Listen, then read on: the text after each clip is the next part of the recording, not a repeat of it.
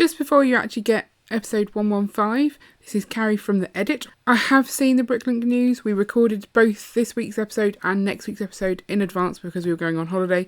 So the Bricklink news has made it to me. Thank you for everyone who sent it to me.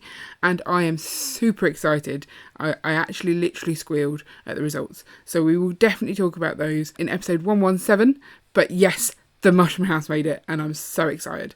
Back to our scheduled programme. Hi everyone and welcome back to the Bodcast. This is episode 115 and I'm here. You seem very excited about that. So I put a bit of energy into it, sorry. Oh, okay. And Ian is also here. I am. Without the energy. Without the energy. I've got an ear infection. I've got to big it up. Otherwise I'll just be grumpy. Okay. As you might have noticed from the whole day. Yes, I have. I haven't been noticed. grumpy. I've just been in pain.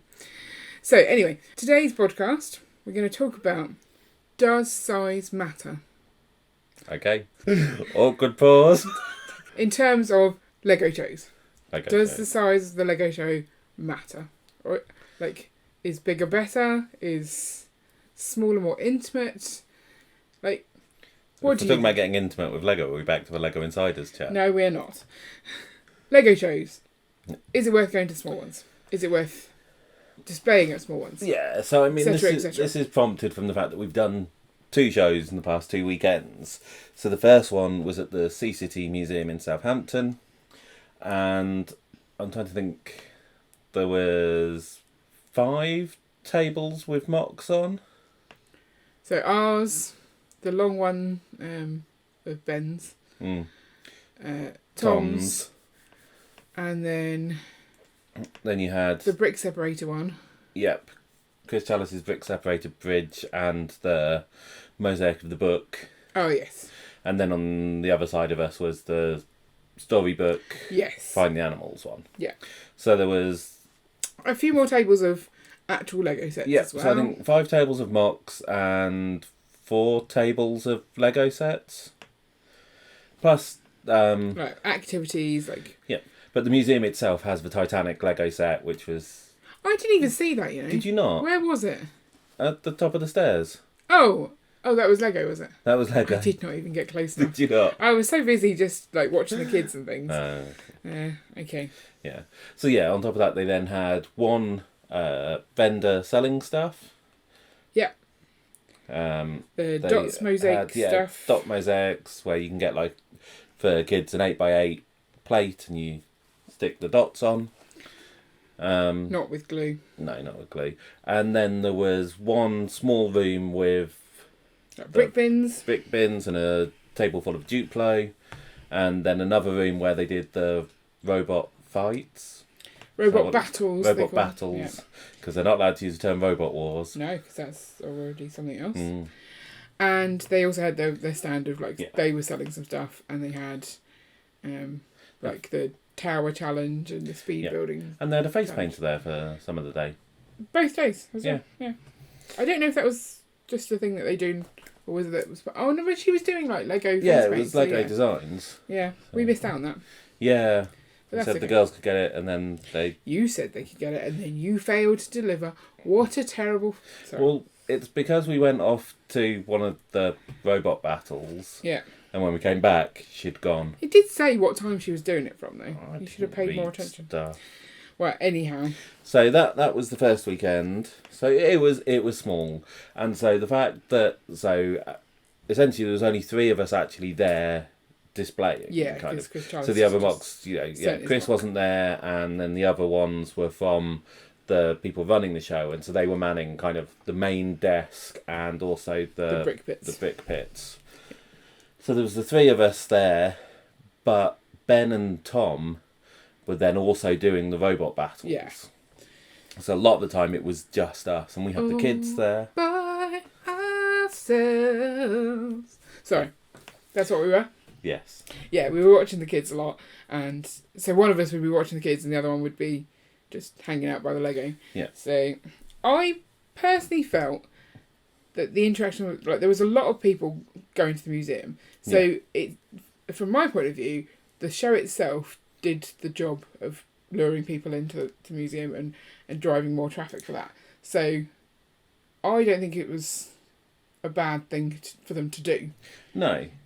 It's just the experience you then get as a exhibitor I is a lot more quiet. I don't quite know. liked it. Did you? Okay. Well, I don't like people. Yeah, there is that. So, you know.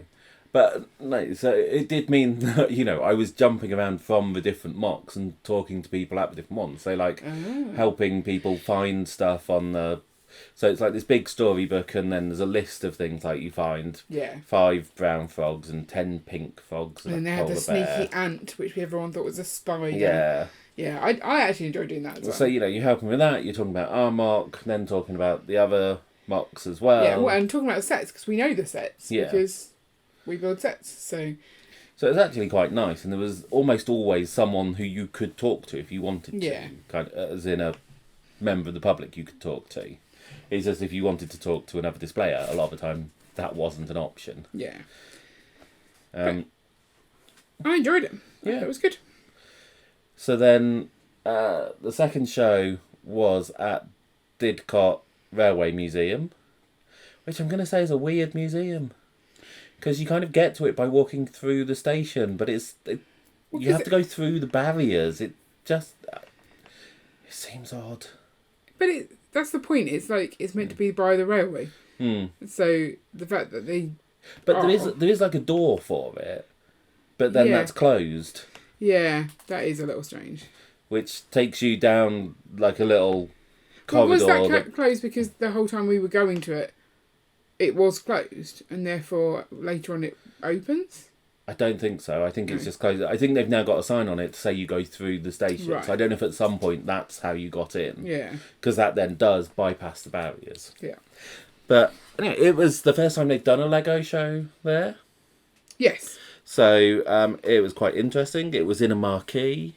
So it's our first time displaying in a marquee. With the bugs. So yeah, the fact that you're doing it on grass and there's bugs and you're worried about putting any cardboard down. So like our mock, we have a big board, a big wooden board that we put the main thing on, and then a cardboard box that we take with it. And it's like you didn't feel like you could put the cardboard down because it would get damp. Yeah. And overnight there was condensation, which would then drip onto things. Yeah. So that's not so bad like, if you're displaying Lego, unless you've got electronics. But if you've got like stuff you're trying to sell, you don't want those boxes to be getting wet. Yeah. And there was one seller who had cellophane around all their boxes. They clearly, I mean, that's the thing that some sellers do, but they were at an advantage for that. Yeah. But I mean, I really enjoyed the marquee element because it really conjured up memories from my childhood, and it was nice, and it was different. It was, and it was a lot bigger. It was a lot bigger, and yet we were properly cramped. Yeah, I felt like it needed to be bigger, so they had maybe gone a little too far with the number of people the day one, for the space they had. I don't know if that's because people suddenly wanted to come and they're like, oh, we can squeeze you in, and then you're only going for one day. But our table didn't feel big enough for what we'd brought along. Yeah. And I know certainly Tech had brought more stuff to display and he couldn't display it, but his table then was on the pretty second cool. day, he got an extra table. Yeah. And just put more stuff out to sell as opposed to putting out more. Well, I think he just wanted to make it look less cramped because I Yeah. think it's hard to see what you've got otherwise. Yeah. And you don't really want to give a different experience to day one people than day two people. Like, come along on the second day and see extra stuff. But they weren't seeing some stuff because people had gone from people had only done the first day. The layout could have been slightly better. Like there was like a big, so it wasn't just the Lego show people doing it. There was also Brick Live models there. So there was a big train. And the Flying Scotsman. Is that the one? Yeah. And I think they'd left a bit too much space around that, which then well, meant because it needed to be viewable, I feel. Yeah, but I think they left a bit too much space around that, and that meant that the tables we were at were a bit too cramped, and so in the middle it was very difficult. Well, we did also have like several people all. Yeah. Because our table was small and there was meant to be 2 people behind that, but there was no space behind that. And then another 2 people next to that, another 2 people behind. Yeah. Like, we were people heavy. Yes. But at the same time, we're all friends. Yeah. Just got on with it. It was fine. But it was enjoyable. Yes. Again, slightly bigger scale, still enjoyable. Yeah. So then we've done ones where it's been massive, like Bricktastic and Steam. Yep. And even Black Country Bricks, I think... That's quite a big show, yeah. Yeah. Are they better because they're bigger? I kind of feel like, as someone going to display, it's nice to see things you've not seen before. And the more things there are, the more likely there will be something that you haven't seen before. Yeah. And you'll get to meet some new people. So that's quite a nice thing. But then, if there isn't stuff you haven't seen before, you can spend more time making connections with people because you're not trying to look at the Lego. You're just like, I've seen this, so I'll chat to the people who are selling stuff, or I'll chat to each other. Yeah. And so it's more of a social thing. So it swings and roundabouts. Yeah. So the one thing that was odd about... Not odd, but Didcot was quite short. Yeah, because the museum's not open long. It's 10:30 till 4. So I think we were kind of... Both days you're kind of surprised that it ends. Yeah. We're like, oh, we're closed. Okay. Yeah. Consequently, I didn't get all of the footage that I wanted, but that was me being lazy and sitting down. Yeah. But it is what it is. So maybe the size of the thing is more not just how big it is, but how long it's on for. Yeah. But then Bricktastic is on till 6 both days, and that's too long. Dragged on the Sunday. When I was looking at the application form earlier, because I've just applied for Bricktastic, even though we'd already booked our hotels. Yeah, we booked a hotel. I forgot to do the actual applying part, but that's fine. At least I remembered before it closed. The form actually says a lot clearer, like the expectations on if you're first time displayer, you have to be there Friday. So kind of they have taken on the feedback that we've given, even if we didn't necessarily give it directly to them. We know they've heard the podcast, and it's nice that they have actually taken that on board. And it said at the moment it ends on at 6, so be prepared for that. Yeah. But we're considering it. Yes. Ending I think at 5. it was quite... So... Didcot, it was quite nice. So the woman who's organising it is very much into Lego, and to the point Lego where fan. some of the displays were her Lego. Yeah. And it was really nice that she gave a little talk on the Saturday morning, and she said that it goes till 4, last admittance is 2:30, and she's like, if on Sunday, it's 3 o'clock and it's quiet, we'll come down and tell you and say you can just pack up now, kind of thing. So it was nice that they'd kind of thought about that. They explicitly went, we don't want you hanging around if everyone's not there. I don't know if you looked, but she was up and down talking to people at that show all day. Yes. She was so attentive. And you can see she is there to make sure everyone who has come to visit the museum sees everything they want to see, and she knows what they want to see. She was amazing. I thought really good at running an event. So I was impressed by that. And therefore you could trust that she'd been around and sort of checked with the stragglers if they wanted to see it. So you knew that you weren't going to be packing up and disappointing someone. But it's just things like, she pointed out where all the toilets were. She's like, there's the ladies over by the cafe, the gents is further down, but there's actually then a gents closer, but it's less obvious to get to. And then there's one really close by, but that's staff only, and you really do not want to go in there. She was quite honest. Yeah, and we were treated like staff. We had access to all the stuff, kitchens and stuff. It was really nice. It was just handling the being outside like that. Yeah. That was a new experience for us, and the film of soot that we're now going to have to clean off our Lego. Less than ideal. That's not great. There is nothing they can do about that, I guess. No. Unless you were in a building. Yeah. But they don't have a building available, so it is what it is. And I'd say it was worth it. So what other shows that we've been to? So the Brick People, who these last 2 shows have been with, we went to one of their shows in a church hall with the girls. Yeah. It was a Christmas one, I think. And I really enjoyed that one as well, because it was just such a small little show. Yeah. But it was new stuff. Yeah. It was people that you don't normally see at the bigger shows. It's just come down and support this little local show. I don't even know if that was what that was supporting, but it was only was it £1 to get in or something? To get in. It was really cheap. It was just they'd booked a village hall. Wasn't it? A lot of it was on the floor. I've got a feeling. No, they had tables. They had tables for some of it, but I've got a feeling there was more. What, like the brick pits and stuff on the floor? I think there were also some area where they had displays on the floor. I don't recall that. There was the GBC one end, and I remember that I think they had the typewriter and the piano just on the hatch for the kitchen. Yes. I think it was, They're just making use of the space they've got. So they've got another show, the Brick People, this week, yesterday and today, based on when this comes out. Okay. Which we won't be at because we don't have time to do that. Yeah. But it's at the Brickworks in South Basildon, Southampton somewhere. And I've been to one of those before as well. And that's their 2-year anniversary, so they're doing quite well. Yeah. They're doing quite a lot of little shows. Yeah. And they are smaller shows. And I think if you were going to that show on its own, maybe you'd be a bit annoyed. But because you're getting the experience of the museums, that's the thing. They're not standalone shows as such. They're like, go to this museum. Yeah. And also see that's one of those things. If it is quiet, then you can just go and wander off around the museum. Yeah. Because the Brickworks one is pay to go into the museum, get to see the Lego as well. So I think it just... Didcot, you could drive a train. Could the public drive a train, or was that just for us to do? I don't know. No, I don't know either. You didn't actually get to drive a train, but you got to stand in the cab. On the footplate here. On the footplate. You're not listening to what they said. On the footplate. So you get to stand there and watch them drive and shovel and... Yeah. All that stuff. I think it was open to the public. Probably. But I don't know. But you have to get a ticket, so because there's limited numbers they can do. Yeah. I think each Lego show is... They all have their own good parts. They do. And I'm enjoying all of them.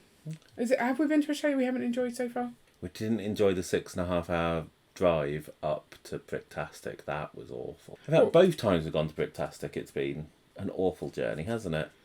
Was it an awful journey? Why was it an awful journey the last time? Because it was so much longer than it was meant to be. It's meant to be a 4-hour journey and it took us 6.5 hours. But why? Because the traffic was awful. That's not the time with Hayley throwing up? No. Oh, okay. No, traffic was awful around, I want to say Oxford. Yeah, I'm thinking Oxford. And then because of that, we were delayed, which meant that we then hit really bad traffic coming up past Birmingham as well. Yeah. Oh, yeah, I do recall that. You've got to suck it up if you're going up to an up north show, though. I guess there's not much we can do about it. We could fly. Not with our Mark. No, exactly. There's no way to fly with that.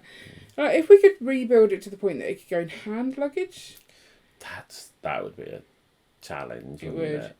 Because you don't want it to be going with a baggage handler. No. That would not survive. But if you could get it sturdy and just put it...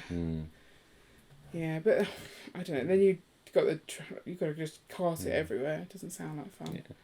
But, I think all the ones we've been to have been good. I mean, we started off big with a large show. Yeah.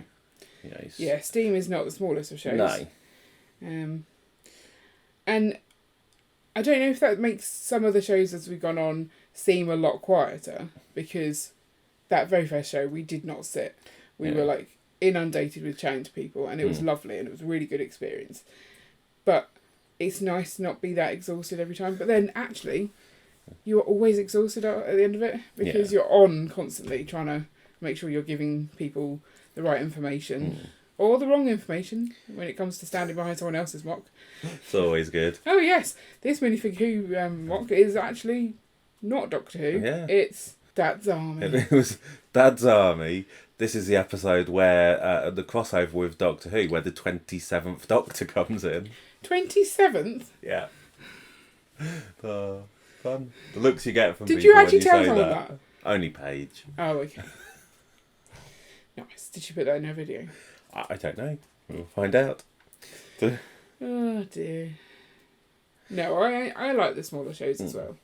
I think I like to feel like I'm seeing more, and so therefore I like the bigger shows for that reason, because I want to go and see Lego, not a museum. Right.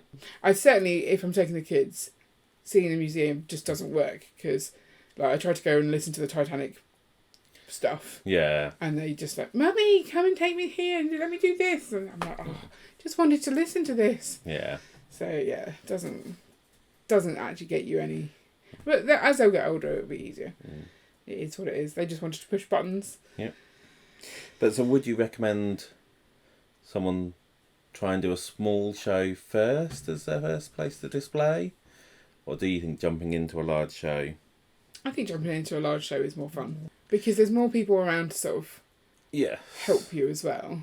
I think that's like particularly with Steam and Bricktastic, you've got quite a lot of volunteers there. Yeah. Who are willing to kind of take over your mock while you go and get a drink and in some cases they'll come around with crisps and chocolate bars and drinks so that you can get those without having to go off to find someone. And like the logistics is more obvious because there's people manning those. When you've got a show where there's just a 2-person team behind it, it's harder for them to be everywhere all the time. I mean, today this weekend at Didcot, Steve was amazing at like taking our mock with you. They did. I couldn't carry it. So so the one issue Didcot has is that firstly, stairs. Yeah, so there's no disabled access to it at the moment. They are building a ramp, or they're going to start building a ramp. So for next year, hopefully that will be in place. But this year there wasn't, and so there was a set of stairs you had to go up to, and then once you're at the top of those stairs, you're basically in the museum, but it's a long walk, a couple of 100 meters. I don't understand meters. Why are you asking me? Okay. A couple of 100 meters that I you thought have to go. It was miles, personally. It did feel like miles. it. Down a very small track, and they had a couple of trolleys you could use, but there was only 3 of them. Which four. Okay. So for setup, that wasn't too bad because everyone arrives at different times. But for tear down, it was a bit of a fight over trolleys. Literal fight. I won. Good.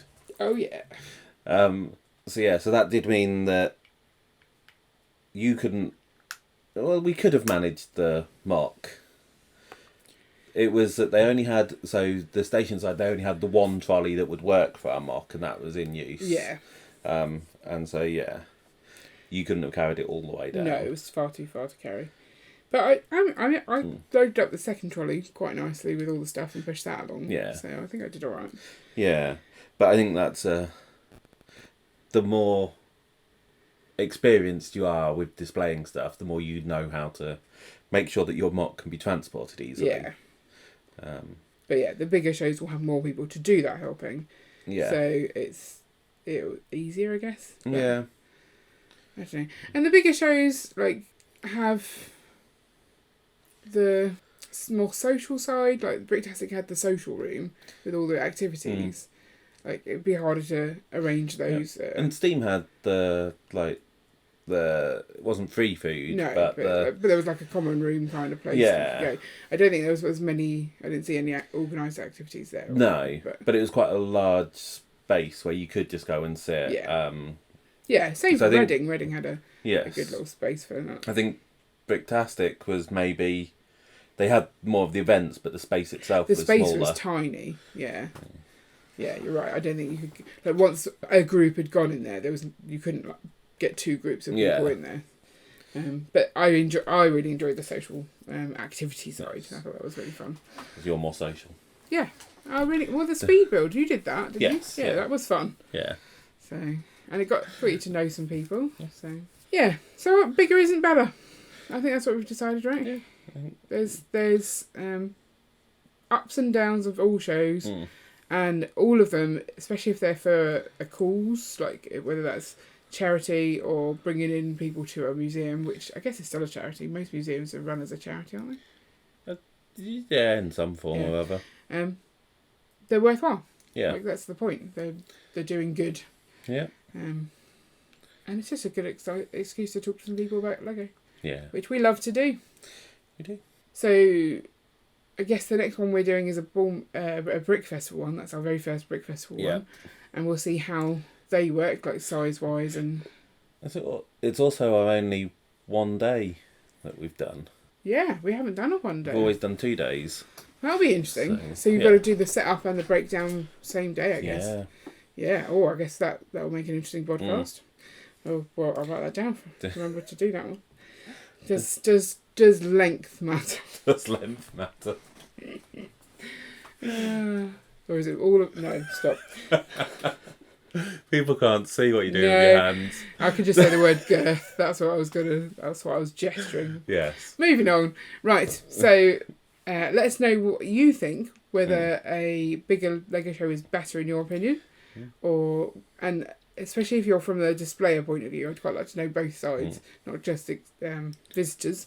If you want to listen back to any previous episodes, then there's a playlist for that. I'll link up at the end or in the show notes or description.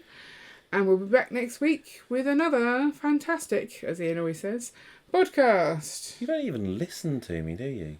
It's exciting.